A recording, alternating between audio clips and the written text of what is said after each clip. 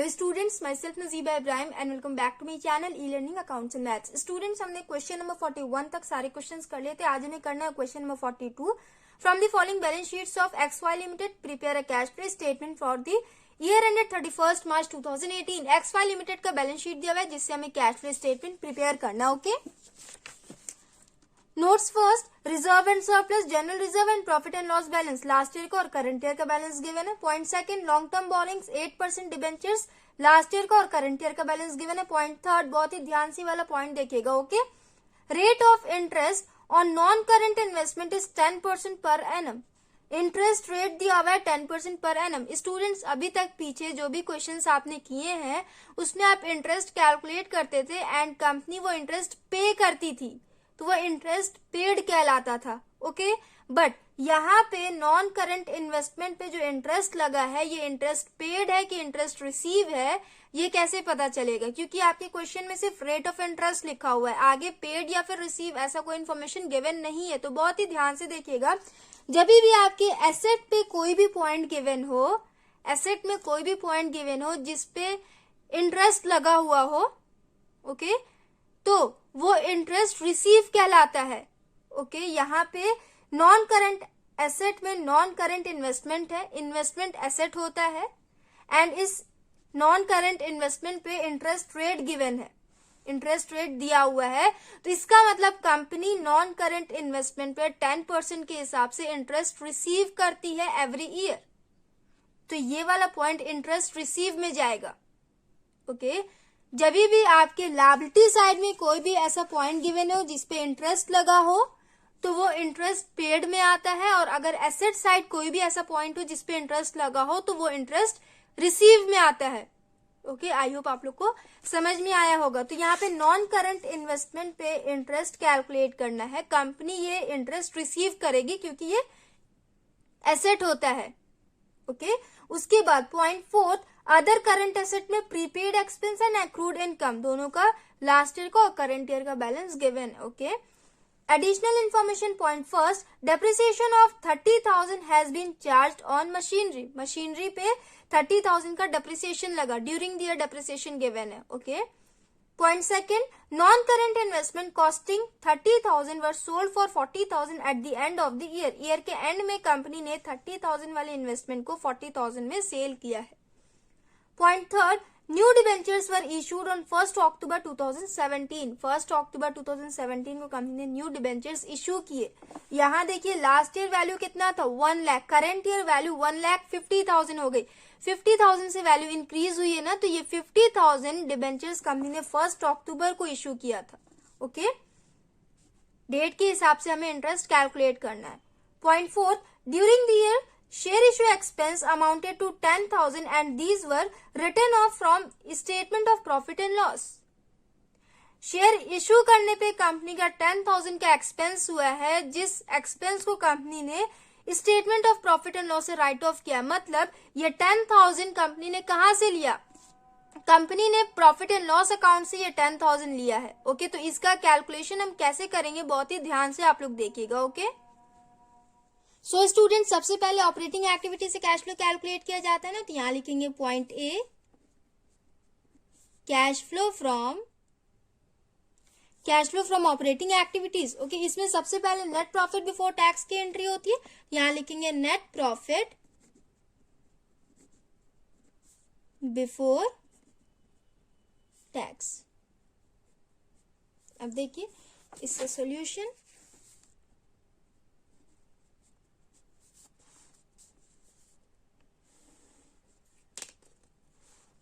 Profit and loss balance.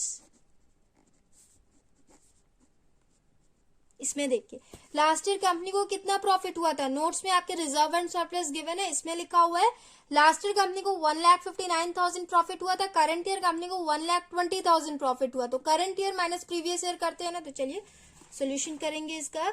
1,20,000 minus 1,59,000। Last year company को ज्यादा profit हुआ था, करंट ईयर में कंपनी को कम प्रॉफिट हुआ। तो करंट ईयर में कंपनी को कितने से लॉस हुआ है?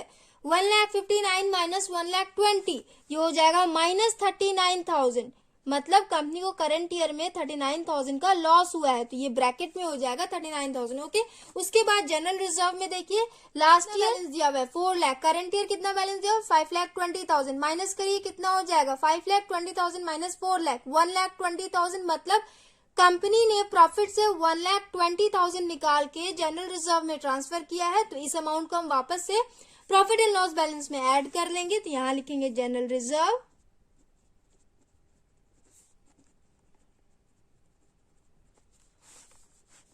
1,20,000 हो गया। उसके बाद स्टूडेंट्स आपके क्वेश्चन में प्रोविजन फॉर टैक्स भी गिवन नहीं है, कोई डिविडेंड भी गिवन नहीं है, रिफंड ऑफ टैक्स भी गिवन नहीं है, तो हम यहीं पे इसे टोटल करेंगे 1,20,000 माइनस 39,000, 39,000 का लॉस हुआ था तो ये माइनस हो जाएगा, ये हो जाएगा 81,000। नेट प्रॉफिट बिफोर टैक्स आया आपका 81,000, तो यहां लिखेंगे 81,000। इसके बाद नॉन कैश आइटम्स के एडजस्टमेंट करते हैं ना, तो यहां लिखेंगे एडजस्टमेंट्स ऑफ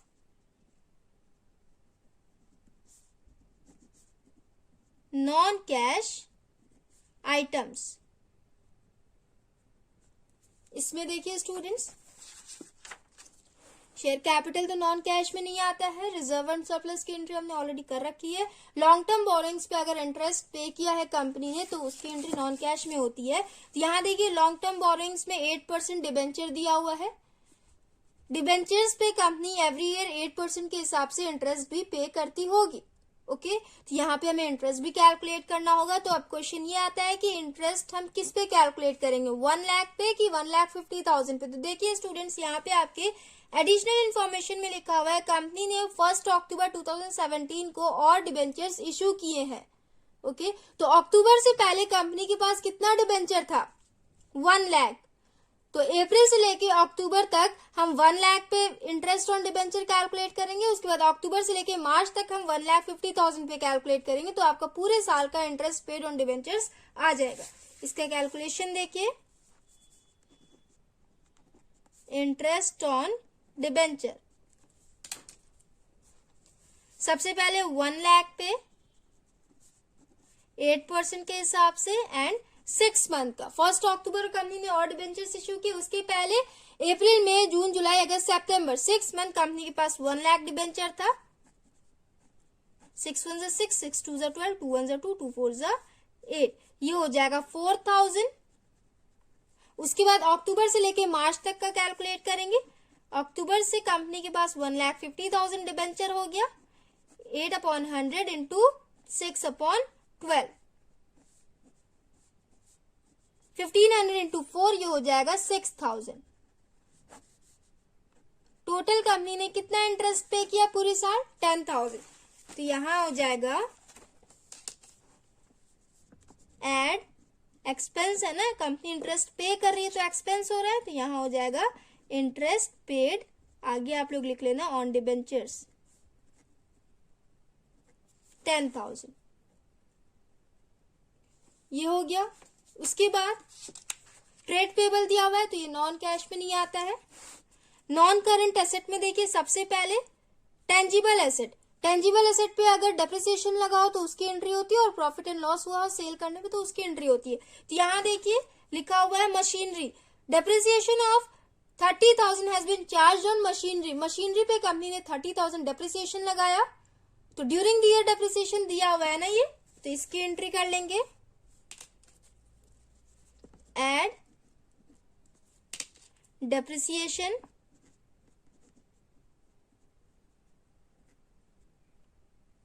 30,000।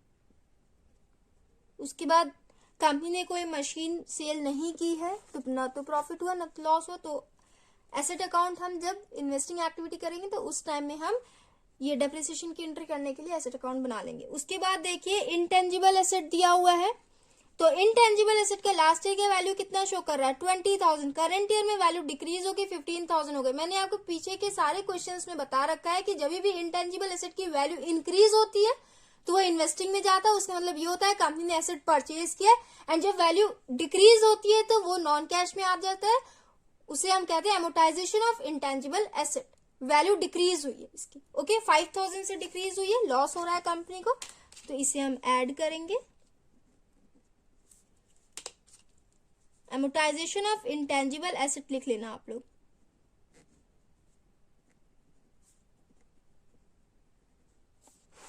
5000 ये हो गया। इसके बाद नॉन करंट इन्वेस्टमेंट, देखिए स्टूडेंट्स नॉन करंट इन्वेस्टमेंट पे इंटरेस्ट भी लगाया गया है एंड कंपनी ने सेल भी किया है। ओके, तो सेल वाली एंट्री करने के लिए हम अलग से वर्किंग नोट में नॉन करंट इन्वेस्टमेंट बना ले, उसके बाद आगे का सॉल्यूशन करेंगे।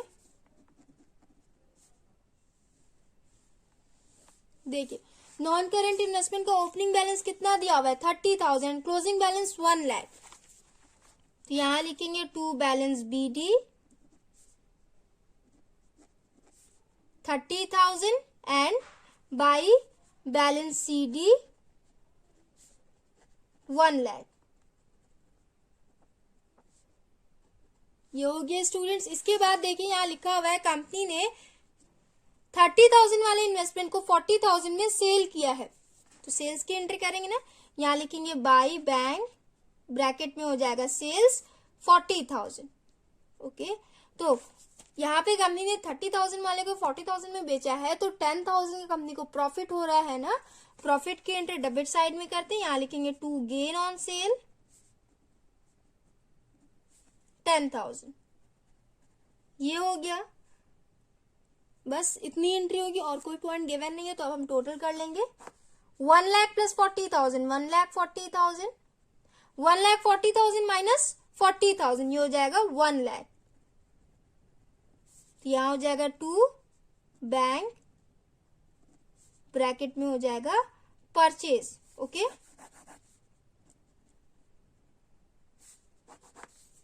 तो यहाँ पे कंपनी को गेन हुआ है, तो ये भी नॉन कैश आइटम में आता है। इनकम्स को हम लेस करते हैं, तो इसे हम लेस करेंगे। गेन ऑन सेल 10,000 ये हो जाएगा ब्रैकेट में। ओके, उसके बाद स्टूडेंट जैसे हम इंटरेस्ट पेड की एंट्री नॉन कैश में करते हैं, वैसे इंटरेस्ट रिसीव की भी एंट्री नॉन कैश में होती है। ओके, यहाँ पे नॉन करंट इन्वेस्टमेंट पे इंटरेस्ट लगाया गया है एंड ये नॉन करंट इन्वेस्टमेंट एसेट होता है, तो एसेट पे कंपनी इंटरेस्ट रिसीव करती है। ओके, तो ये इंटरेस्ट रिसीव होगा। अब क्वेश्चन ये आता है कि हमें 10% किस पे कैलकुलेट करना है, 30,000 पे या फिर 1 लाख पे। तो पूरे साल कंपनी के पास कितना इन्वेस्टमेंट था, यहाँ पे 30,000 शो कर रहा है एंड आपके एडिशनल इन्फॉर्मेशन में लिखा हुआ है कि कंपनी ने ईयर के एंड में 30,000 वाले इन्वेस्टमेंट को बेचा है। तो ईयर के एंड में बेचा है ना, तो पूरे साल तो कंपनी ने उस इन्वेस्टमेंट पे इंटरेस्ट रिसीव किया होगा।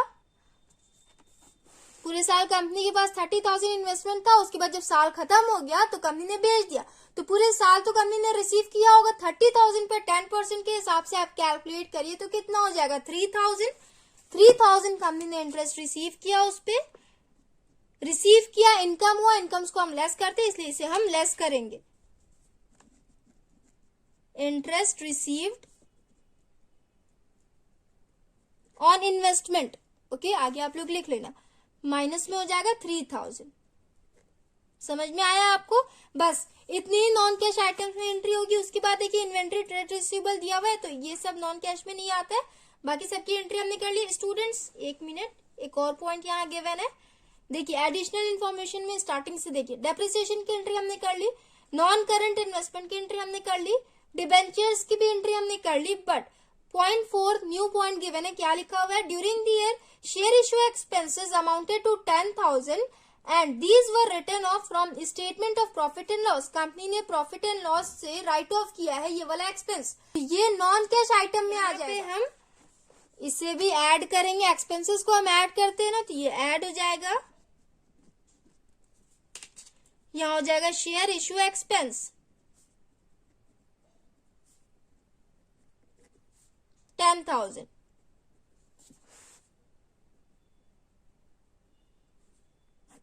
अब टोटल करिए, 10,000 प्लस 30,000 प्लस 5,000 प्लस 10,000 ये हो जाएगा 55,000। 55,000 माइनस 13,000 कितना हो जाएगा, ये हो जाएगा 42,000। टोटल करिए, 81,000 प्लस 42,000 1,23,000। ये आ गया आपका ऑपरेटिंग प्रॉफिट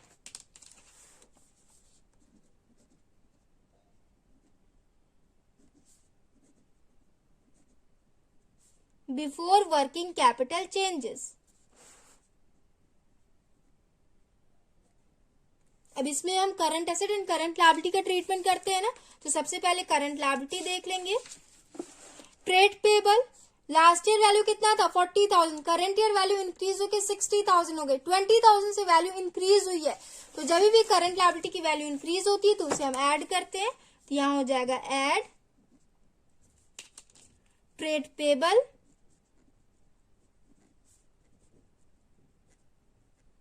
बस एक ही करंट लायबिलिटी दिया हुआ है, तो यहां हम टोटल भी कर लेंगे 20,000।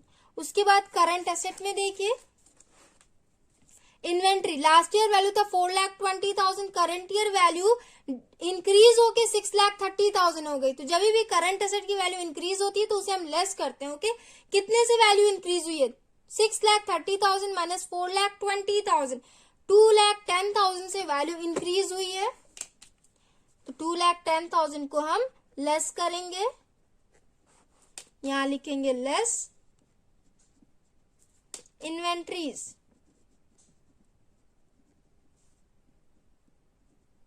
ओके, उसके बाद students trade receivable, last year value था 4,94,000, करंट ईयर वैल्यू डिक्रीज होकर 3,20,000 हो गई।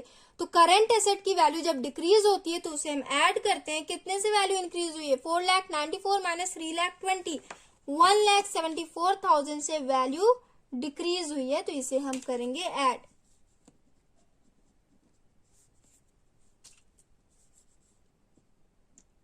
ट्रेड रिसीवेबल,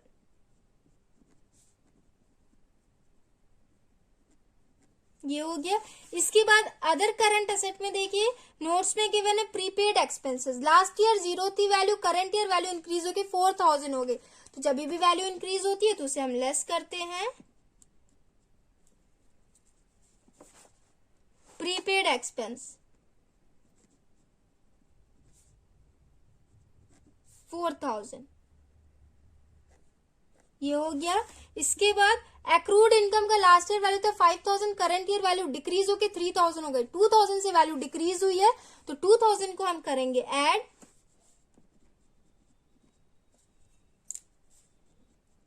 एक्रूड इनकम 2,000, हो गया। बस इतनी एंट्रीज होंगी। अब हम टोटल कर लेंगे, माइनस 2,10,000 प्लस 1,74,000 माइनस 4,000 प्लस 2,000, ये हो जाएगा ब्रैकेट में 38,000। ओके, टोटल करिए 1,23,000 प्लस 20,000 1,43,000, 1,43,000 माइनस 38,000, ये हो जाएगा 1,05,000। ये आ गया आपका कैश फ्लो फ्रॉम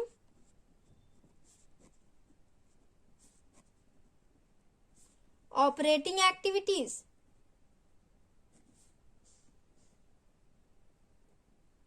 उसके बाद इन्वेस्टिंग एक्टिविटी से कैश फ्लो कैलकुलेट करेंगे, तो यहां लिखेंगे point B cash flow from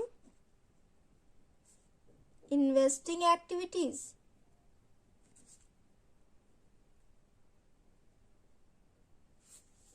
देखिए स्टूडेंट्स, सबसे पहले हम टेंजिबल एसेट बनाएंगे ना वर्किंग नोट में।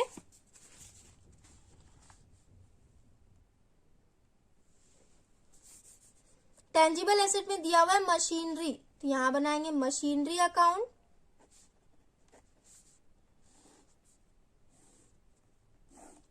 ओपनिंग बैलेंस कितना दिया हुआ है 7,50,000 क्लोजिंग बैलेंस दिया हुआ है एंड 5,10,000 ओपनिंग बैलेंस। यहां लिखेंगे to balance BD 5,10,000 by balance CD 7,50,000, ये दोनों हो गया।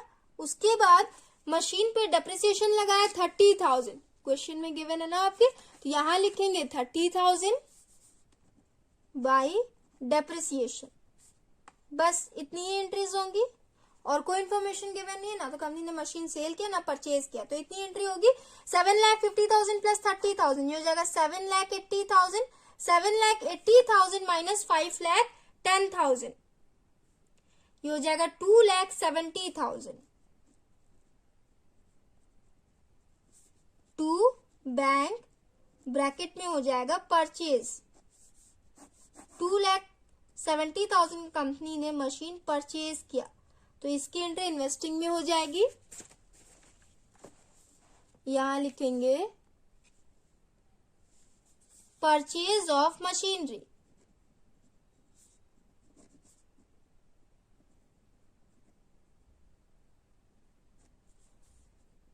$2,70,000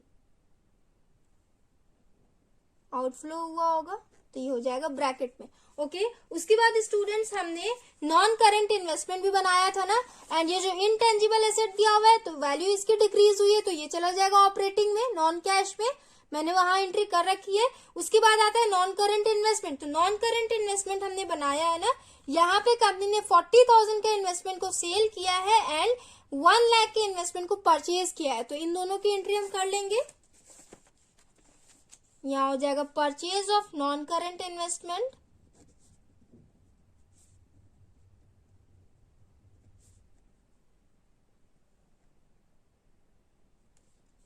$1 लाख। उसके बाद sales of non current investment,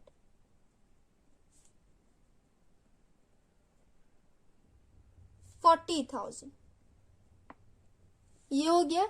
इसके बाद नॉन करंट इन्वेस्टमेंट पे कंपनी ने इंटरेस्ट भी रिसीव किया था, यहां गिवन है ना, कितना इंटरेस्ट आया था हमारा, हमने कैलकुलेट भी किया है, 3,000 कंपनी ने रिसीव किया था। तो जब भी कंपनी इंटरेस्ट और डिविडेंड रिसीव करती है तो वो आ जाता है आपके इन्वेस्टिंग एक्टिविटी में, यहां लिखेंगे interest received on investment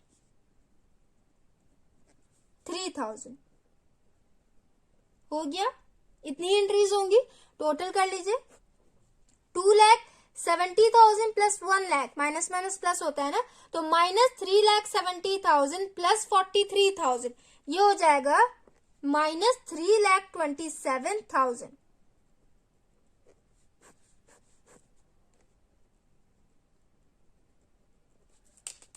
bracket में हो जाएगा ये, एंड यहां लिखेंगे cash used in investing activities,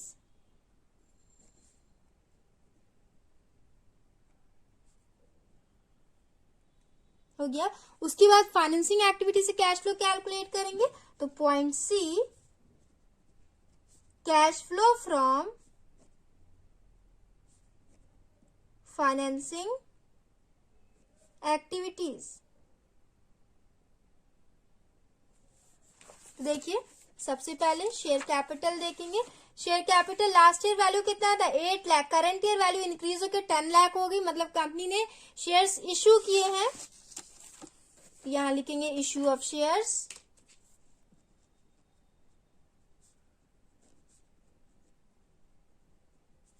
$2 lakh. Inflow हुआ होगा तो ये पॉजिटिव हो जाएगा 2 लाख, ये हो गया। इसके बाद स्टूडेंट्स रिजर्व एंड सरप्लस की एंट्री हमने ऑलरेडी कर रखी है। लॉन्ग टर्म बोरोइंग्स में देखिए कंपनी ने डिबेंचर्स इश्यू किया है, 1 अक्टूबर कंपनी ने और डिबेंचर्स इश्यू किया है 50,000 का, तो इनफ्लो हुआ होगा ना 50,000 से, तो यहां लिखेंगे इश्यू ऑफ डिबेंचर्स,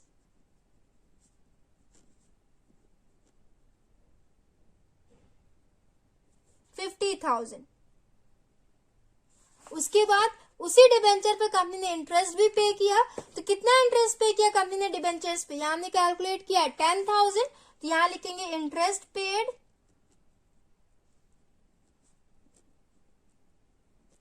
10,000 एंड ये हो जाएगा ब्रैकेट में। उसके बाद शेयर्स इश्यू किया था कंपनी ने, तो उस पर 10,000 का एक्सपेंस हुआ था, शेयर इश्यू किया था कंपनी ने तो उस पे हुआ था, तो ये इश्यू ऑफ शेयर से रिलेटेड एक्सपेंस है ना, तो शेयर्स इश्यू करने पे जो भी एक्सपेंस होगा वो फाइनेंसिंग में जाएगा, क्योंकि इश्यू ऑफ शेयर्स फाइनेंसिंग में जाता है, तो उसकी भी एंट्री करेंगे शेयर इश्यू एक्सपेंस में।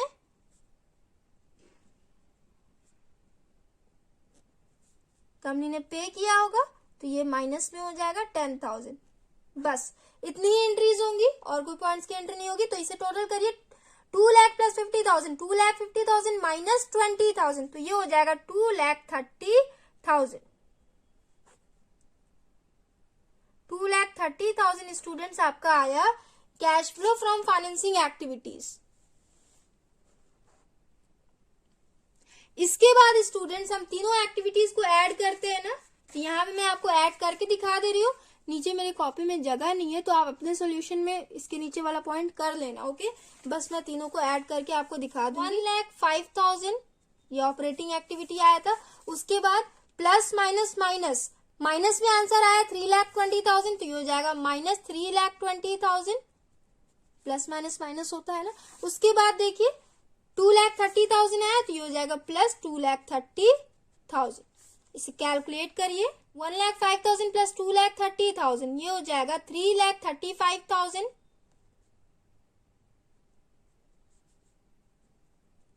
3,35,000 माइनस 3,27,000 ये हो जाएगा 8,000।